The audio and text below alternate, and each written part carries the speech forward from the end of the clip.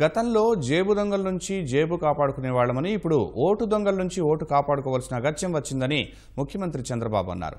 ఆర్థిక సైబర్ నేరగాళ్ల నుంచి మీ ఓటు కాపాడుకుని రాష్ట్ర భవిష్యత్, తర్వాతి తరాల భవిష్యత్ కాపాడే వారి కోసం ఓటు హక్కు తప్పనిసరిగా వినియోగించాలని ట్విట్టర్లో కోరారు. రాజకీయ స్వార్థం కోసం కులాలు, మతాలు, ప్రాంతాల మధ్య చిచ్చు పెట్టిన వాళ్లు ఎన్నికల్లో అడ్డదారిన గెలవటానికి ఎంతకైనా తెగిస్తారని ప్రత్యర్థులపై విమర్శనాస్త్రాలు సంధించారు. ఓటర్ జాబితాలో పేరు ఉందో లేదో సరిచూసుకోకపోతే పోలింగ్ రోజు ఎంత ప్రయాసపడినా ప్రయోజనం ఉండదని ట్విట్టర్లో పేర్కొన్నారు. ఓటరు నమోదు దరఖాస్తులు అందించేందుకు నేటితో గడువు ముగుస్తున్నా చట్ట ప్రకారం నామినేషన్ల చివరి రోజు వరకు అవకాశం ఉంటుందని గుర్తు చేశారు.